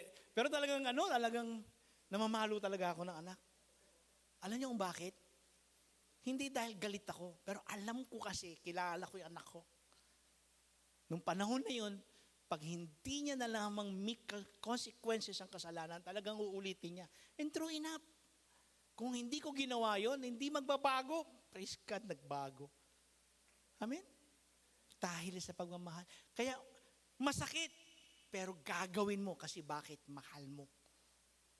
Masasaktan kami pag dinisiplina namin kayo. Mawawala kayo sa church, nalulungkot kami. Pero hindi kami matitinag kasi alam namin yan ang tama para lang makorek namin kayo at tumama ang inyong buhay. Katulad yung kanina, yung immoral brother, di ba? Ano sabi sa Bible? 1 Corinthians chapter 5, verse 5. Ayaw niya magsisi. Yung nag-commit ng immorality, yung inasawa yung nanay. Anong ginawa ano sabi ni Pablo? Hand this over to Satan so that the sinful nature may be destroyed and his spirit saved on the day. Ayaw mo magsisi, bigay kay Satanas. Nandiyo sa labas ng Satanas eh, bigay mo. Hindi yan literal, pero sabi ni Pablo, ayaw magbago, bigay mo kay Satanas. Alam mo, pag narinig mo yan sa panahon natin ngayon, bigay kay Satanas yan, ayaw magbago eh. Grabe naman itong mga pastor na to. Pero mo, binibigay kay Satanas. Kapatid, mabait pa tayo ngayon kaysa nung panahon ni Pablo. Ngayon sinabihan ka lang, hindi ka na muna kakanta kasi ayaw mo magbago, tigas ang ulo mo, tsaka hindi mo sinesurrender yung mga bisyo mo. Grabe naman itong church na to, napaka-judgmental. Mabuti pa si Lord, naunawaan ako. Hindi mo naintindihan ang sinasabi mo. Kung ng panahon ng New Testament ka nabuhay, ibibigay ka kay Satanas. Sino rito gustong ibigay kay Satanas? Sige na, taas ka niya naman. Di ba? Wala. Kasi bakit? Alam natin, gugulpin tayo ni Satanas. Pero raw, bakit ibinigay? So that the sinful nature may be destroyed and the spirit saved on the day of the Lord. Alam niyo nangyari sa kanya? Eventually, nagsisi rin. Sa 2 Corinthians, bumalik yung bata, o bumalik yung lalaki, nagsisisi. Sinabi na ni Pablo, o tanggapin nyo na, nagsisi na eh. Ganun, pagdidisiplina. O meron pang isa, yung case of unrepentant and divisive brethren. Meron pa lang isang mga klase ng tao na talagang didisiplinahin natin at hindi talagang paparamdam natin ang tough love. Ito, 1 Corinthians chapter 5 verse 11. I have written you in my letter not to associate with sexually immoral people. Not at all meaning the people of this world who are immoral or the greedy and the swindlers or idolaters. In that case, you would have to leave this world. Hindi, sinasabi niya, huwag kayong makikipag-associate sa mga immoral na kapatid.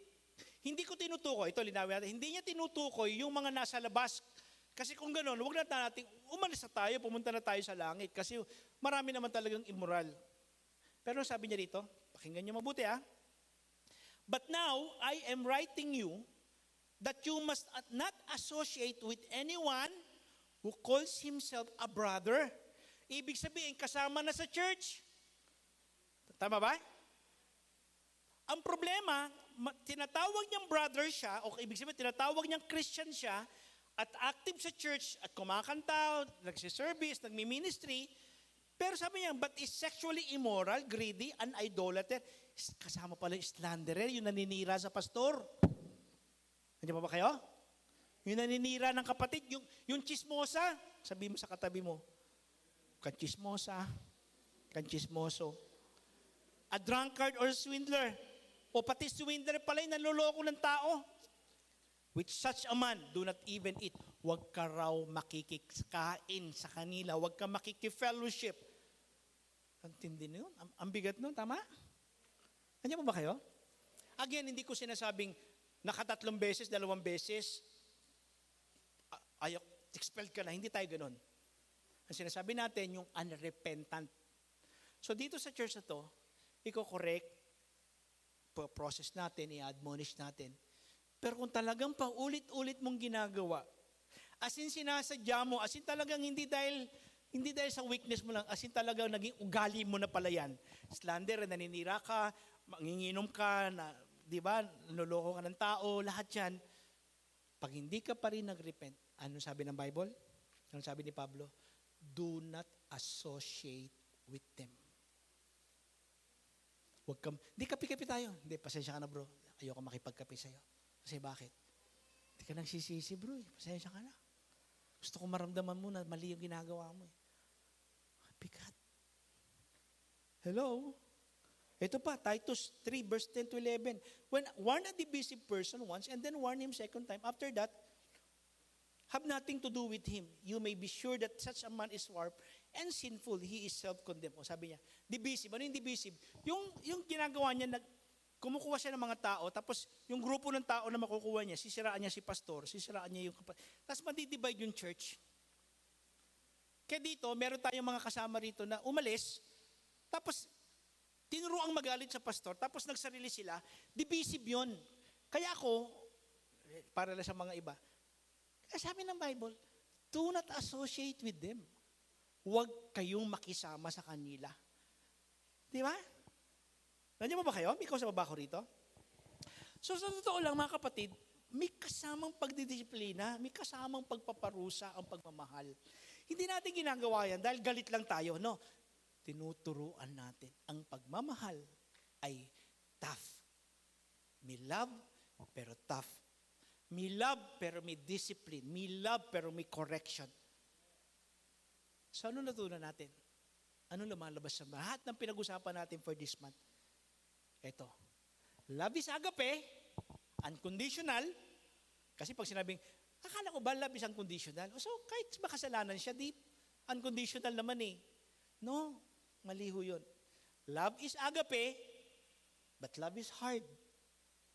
Because the goal of love is to be like Christ, a loving God and people.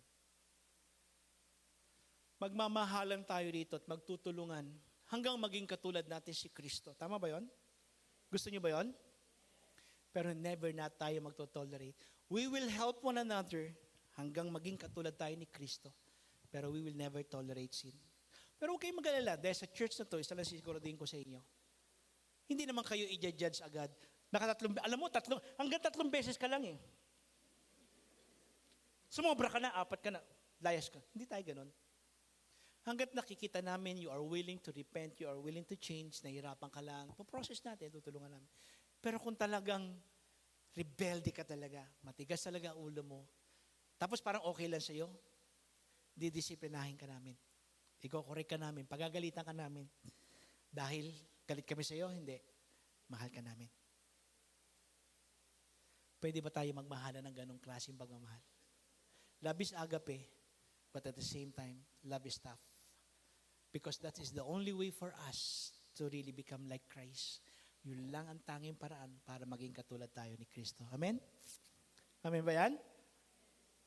So, ang question ngayon is this. Papayagan nyo ba kami?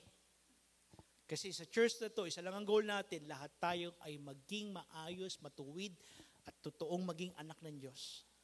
Question. Dito ako magtatapos.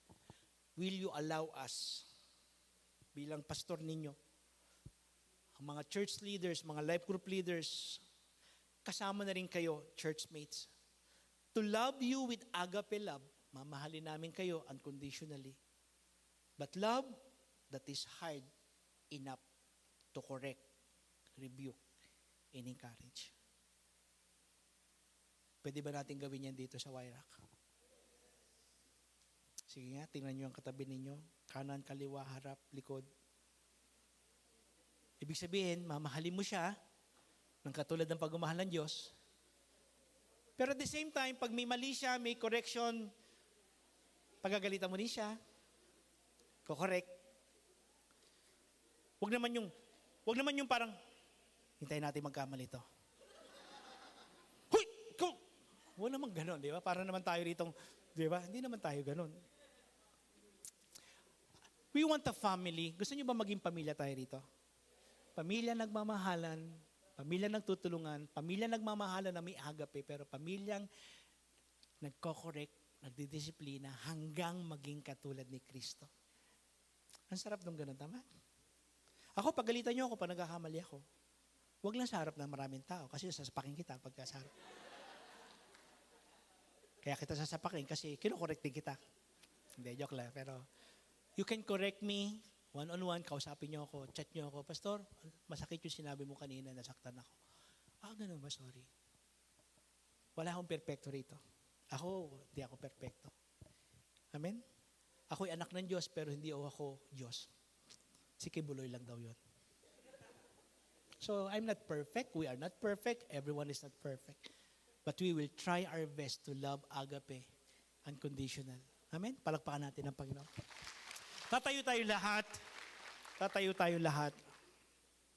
Alright? Again, huwag tayong judgmental, huwag tayong maging self-righteous, but at the same time, we are loving one another, that we are willing to be corrected, we are willing to correct, rebuke, and encourage one another. Let us pray. Father, salamat po sa iyo kasi alam ko, mahal mo sila. Mahal mo kami. Pero Lord, ang pagmamahal mo ay hindi puro lamang bigay, hindi lang puro pagiging martir, hindi puro pagpapatawad, hindi lang puro pagbibigay kahit mali na. Your love is tough. You love us as your children. You will discipline us. You will punish us for every stubbornness, for every hard-headedness. Lord, tulungan mo kaming huwag maging matigas ang ulo. Huwag maging matampuhin. Kasi sa YRAC, mamahalin kami ng pastor, mamahalin kami ng life group leaders, mamahalin kami ng mga mentors namin. Iko-correct kami, tatama kami, pagagalitan kami. Huwag kami magtatampo. Pero ganun din, babantayan din namin ng bawat isa kasi baka naman din sila ay nakakamali rin. At hindi kami mag-aaway dahil pinagalitan kami. Hindi kami magdi-divide o magkakampi-kampi dahil feeling namin inaapi kami. Pero Lord, magtutulungan kami na mag-correct, mag-rebuke, mag-encourage. Kasi gusto namin maging katulad mo, Panginoong Jesucristo. We want a church, we want YRAC to become a true family. Pamilyang sobrang masaya, sobrang nagmamahalan, nagbibigayan. Pero at the same time, may mga nanay, may mga kuya, may mga ate na nagdidisiplina rin sa amin. Kasi Panginoon, kami ay isang pamilya na ang goal ay maging kamukha mo, Panginoong Jesucristo. Lord, tulungan mo kami na mangyari at magawa po namin yan. Sa pangalan ni Jesus. Amen. Iikot tayo, hanap tayo ng 20 tao. Sasabihin mo, makakaasa ka sa akin. Iko-correct kita, i-review kita, i-encourage kita. Come on. Para maiba-iba naman, 10 tao, 20 tao, makakaasa ka. I will correct you, I will rebuke you, I will encourage you. Come on. Thank you, Jesus.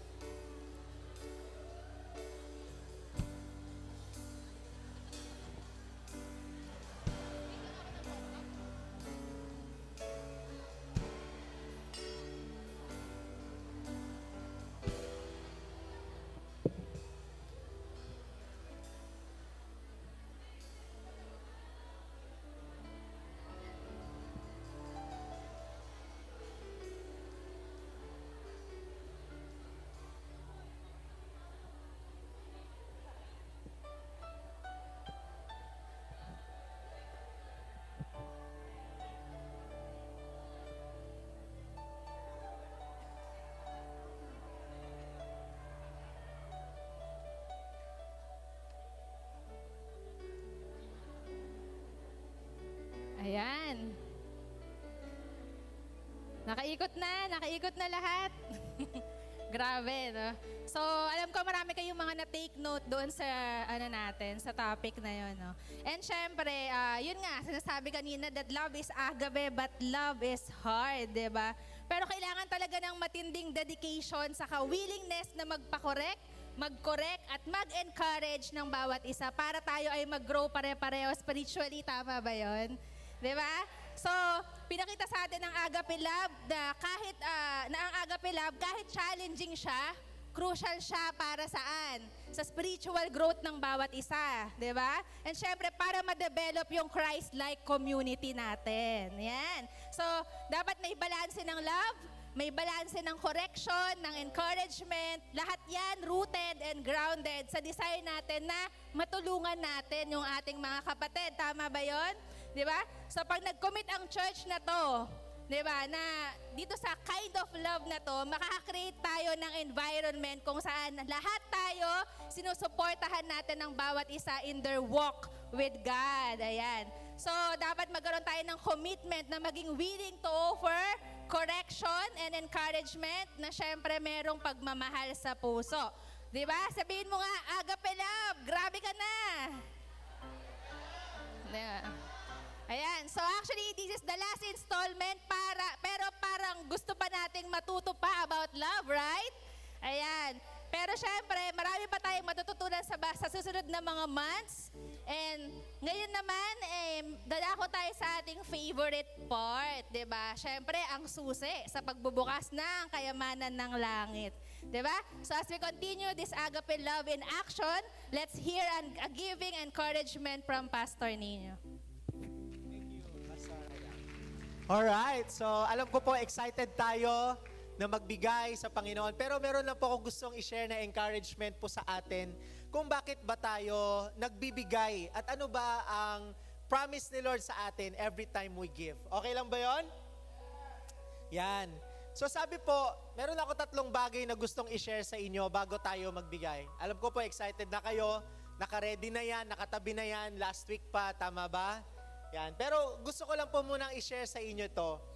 Sabi po sa 2 Corinthians 9, verse 6. Okay? Sabi po dito, remember this. Sabi mo sa katabi mo, remember this. Whoever sows sparingly will also reap sparingly. And whoever sows generously will also reap generously. Ano pong sinasabi ni Paul? Kung sino man ang sparingly magtanim, o pag sinabing sparingly, ano pong ibig sabihin nito? Boxing ba? Ano ba ibig sabihin ng sparingly? Kaunti. Tama? Kung sino ang magtanim ng kaunti, kung umani rin ay kaunti. Pero kung sino naman daw ang generous, kung magtanim, sila rin ang generous kung umani. Yan. Ito po ay isang principle na binigay sa atin ng Panginoon. Sino po dito gusto niya magkaroon siya ng maraming harvest sa kanyang buhay ngayong 2025? Ano daw po ang susi? Magtanim. Pero hindi lang magtanim, basta makapagtanim. Kailangan maging generous. Or kailangan marami tayo magtanim. Okay? Actually, isa pa pong proverb, okay, ay nagsasabi po na one person gives freely, yet gains even more. Another withholds unduly, but comes to poverty. Pareho po sila nung principle doon sa sower or sa principle ng sowing. Kung sino daw ang nagbibigay ng maluwag sa kanyang kalooban, ay mas nagkakaroon siya. Ibig sabihin pala, kailangan ang mindset po natin, every time we give is, ay, nawawalan ako or nababawasan ako. Because the truth is, the more we give freely, the more we receive from God. Yet another withholds unduly, but comes to poverty. Pero kung sino pa daw yung napaka-sarado ang kamay at hindi makapagbigay, hindi giver, hindi generous, okay, hindi lamang sa church, pero sa mga tao sa kanyang paligid, sa kanyang family, sa kanyang mga kaibigan, okay? Because generosity is a lifestyle. When we withhold unduly, we come to poverty. Minsan, akala natin, when we keep, mas nasisave natin. Tama ba? Pero the reality pala, mas lalo tayong nawawalan. So, when we give, dun pala tayo pinagpapala ng Panginoon. Second is our attitude in giving, the proper attitude in giving. Hindi lang gusto ni Lord na magbigay tayo. Gusto ni Lord, tama rin yung ating attitude ng pagbibigay. At ano daw dapat ang ating attitude? Each of you should, give what you have decided in your heart to give. Not reluctantly or under compulsion. For God loves a cheerful giver. So ano daw ang dapat nating attitude? Okay? Una, we decide in our heart to give. Kailangan magdesisyon tayo. Lord, I will decide to give my tithes. I will decide to give my offering. I will decide to give to you sacrificially, or I will decide to give my first fruit to you. Kailangan pagdesisyonan. Sabihin mo sa katabi mo, pagdesisyonan mo. Yan.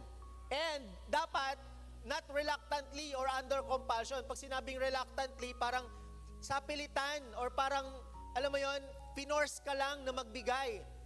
Ang gusto daw ni Lord na attitude natin when we give to Him, dapat masaya tayo. Dapat cheerful tayo. Dapat may galak sa ating puso, Lord, para to sa'yo. Kasi po nakikita po ni Lord ang ating puso. So mayroon tayong dapat na maunawaan pagdating sa principle of giving. Number 2, sa proper attitude in giving. And number 3, lastly, the promise for cheerful and faithful giving. May pangako po kapag tayo ay nagbibigay cheerfully and faithfully.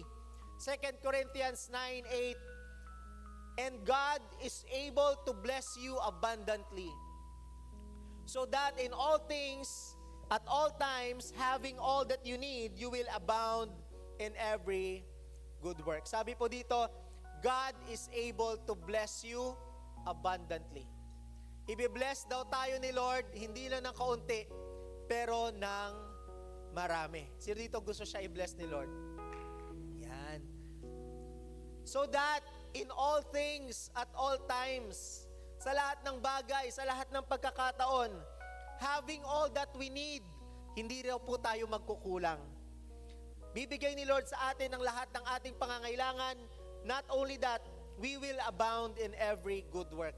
Ang atin pong blessings, ang atin pong finances, ay i-bless ni Lord hindi lang para sa ating sarili, kundi para sa mga taong nakapaligid sa atin. Para sa ating family, para sa ating community, para sa ating church, para po sa ating mission, para po mas marami pa tayong maabot na tao para kay Lord. So 3 lang po yan. The principle of giving. Number 2 is the proper attitude in giving. And number 3, the promise for cheerful and faithful giving. Sino po dito ready na at excited magbigay faithfully and cheerfully kay Lord? So let us all pray. Let us all pray. Let us bow our heads and close our eyes. Lord, thank you, Lord, for your blessings sa amin, Lord. Thank you, Lord, for your generosity in us, Lord God. Na kahit mayaman ka, Panginoon, nasa iyo ang lahat, ikaw ang may-ari ng lahat. You still gave, you still shared these things with us, Lord God. Lord, thank you because you never fail to provide for us, to bless us, not only with the things that we need, pero sometimes with the things that we want, Lord God. Lord, thank you po, Panginoon. Dalangin ko po, turuan mo po kami, magkaroon kami ng tamang puso, tamang attitude when it comes to money, when it comes to finances, pagdating sa pera, Panginoon. At hayaan mo maging ang aming resources, pera, Panginoon, ay maging paraan para makapag-glorify kami sa iyo, Panginoon, at mapangiti ka po namin, Lord God. Lord, muli marami pong salamat for all the blessings that you have given us, Panginoon. Right now, we are going to give to you our tithes, magbabalik kami sa iyo, and our love offering and our first fruit. Hayaan mo ibigay namin ito cheerfully, faithfully, and full of hope, Panginoon, that you will bless us abundantly, so that in all times, in all things, having everything that we need, we will abound in every good work. Thank you, Lord, for your grace in our lives. We praise you and we love you. We love you, Lord. We worship you through our giving. In Jesus' name, this we pray. Amen and amen. Ayan, so let's get ready to give to the Lord this afternoon. So if you have been touched by the Lord, especially after our topic, feel free to give. Yan. So our giving details are flash on the screen. Picturean po natin. Yan. So meron tayong number for BPI QR code, account number for BPI, BDO, and GCash. Alright? And of course, let's continue to our commitment to Mission Fund. Mag-sign up po tayo kung hindi pa. And syempre, yung giving details for mission partners and also nandyan. No? So, meron tayong mga envelopes sa mga upuan natin. You can put there yung inyong mga offering. And then, meron tayong mga ushers sa mga aisles. Yan. So, lapit lang tayo sa kanila. Alright? And syempre, habang nagbibigay tayo, meron tayong mga quick reminders. So, una dito, magkakaroon tayo ng another series for next week, March, month of March. Diba? Excited na ba kayo sa ating series? Yes, diba? So, ano ang ating magiging series for the month of March? Fire it up! Ayan, Awakening the Spiritual Habit. Ayan, gigisingin na yung mga pinapatulog niyong mga spiritual habit na yan para mag-alab palalo ang mga puso natin para kay Lord, right? And of course, ang venue po natin next week ay balik po tayo sa IBIS, sa 6th floor Conference Hall. And of course, mamaya na, YTR Gathering, Youth Gathering, di ba? After ng worship celebration natin, dito rin, no? So, ang topic niyan is all about relationship sa mga gusto ng real talk. Okay, umuwi.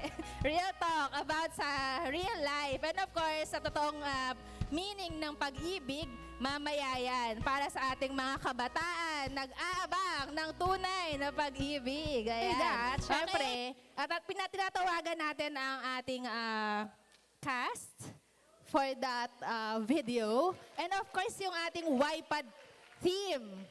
Kasi magpo-promote daw sila ng kanilang presentation for the next month, right? Ayan, so may hinahanda sa atin. Akit kayo dito.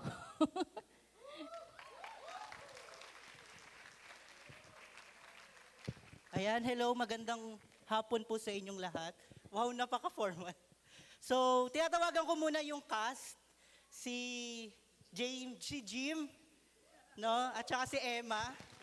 Okay? Ayan, hindi po yan yung love story nila. Okay? Then, sila yung movers, si Kuya Marvin and si Jem. Then sa music team, where's Rods, yung last na kumanta ng paalam. At saka si Krisha. Amy pala.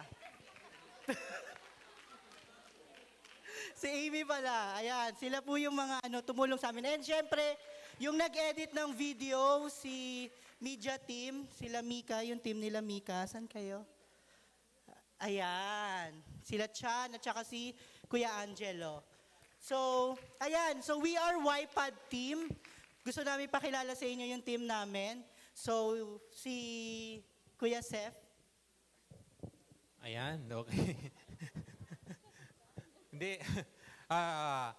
Ito'y parang i-promote din yung ating YPAD, YROC Performing Arts Department. Yan, composed ng media, ng drama, music, then script writing and directing, and at the same time yun nga yung ating multimedia. So and the rest, ito yung cast natin. Palakpakan naman natin sila. Yan. Linawin natin, all those are fictional, okay, pero they are real love team. Yun. Yun yung yun yung tag dito, happy ending doon. Okay.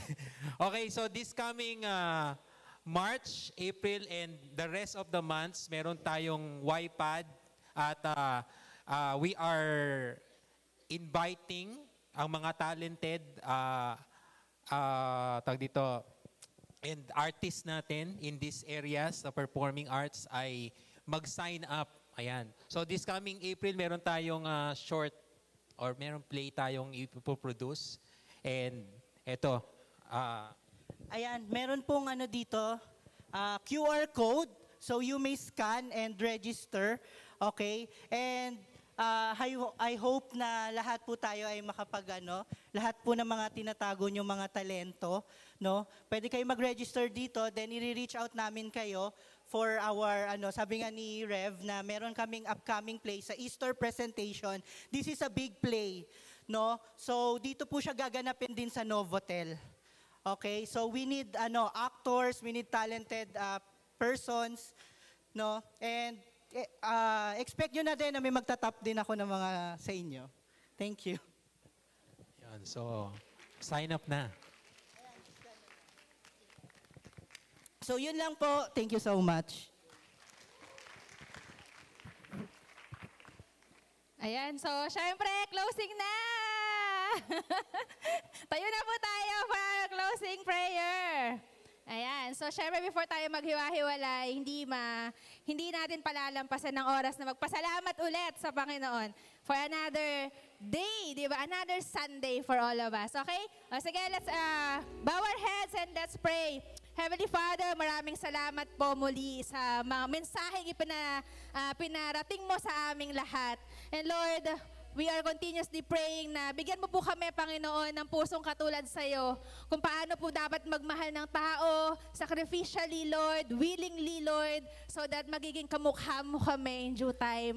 Lord, help us, Lord, to really see the need and see the correction that we need and encouragement for the people na para mag-grow pa sila lalo spiritually. Salamat, Panginoon, and Lord, sa aming paghihiwa-hiwalay, we are praying na ingatan mo po ang bawat isa. Cover them with the blood of Jesus. And Lord, I pray na hindi nila malimutan, Panginoon, yung pag-ibig na itinuro mo sa amin, the agape love, na talagang dapat pinapractice namin sa aming simbahan, O God. Salamat, Panginoon. Muli, bigyan mo po kami, Panginoon, ng wisdom to really understand whatever kung ano yung gusto mong ituro sa amin every day of our lives. Salamat muli, Panginoon, and sa iyo lahat ng papuri at pasasalamat. In Jesus' name we pray.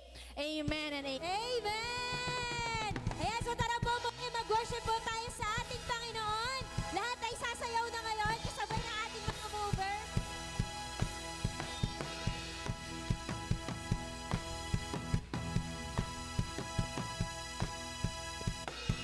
Anong galak? Anong galak? Ikaw ay masilayan.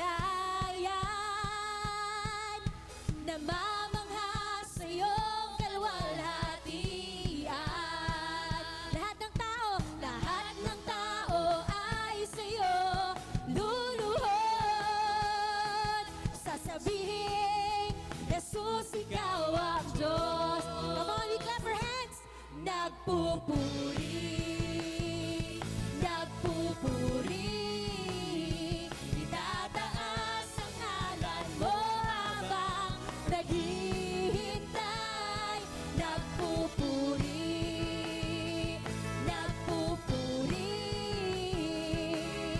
nananabik sa iyong pagbabalik. Habang papalapit ang araw ng ating Diyos. Hallelujah!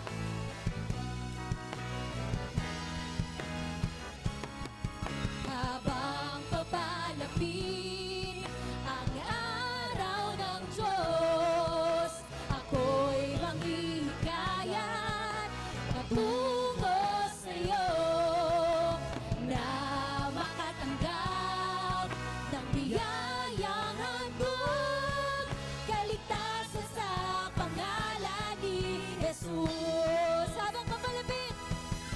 Habang papalapit ang araw ng Diyos, ako'y manghihikayat patungo sa iyo na makatanggap ng biyayang handog, kaligtasan sa pangalan ni Jesus. Oh, wherever, clap your hands. Ako'y nananabik. Ako'y nananabik. Ako'y nananabik.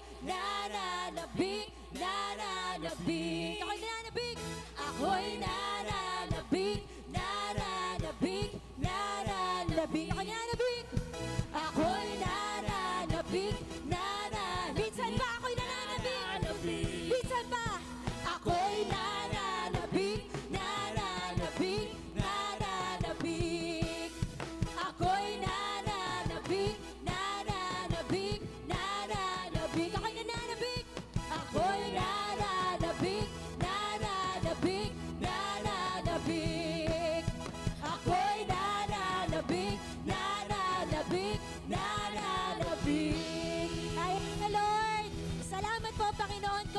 pinupuri ka namin, pinapasalamatan ka namin. In Jesus' name we pray!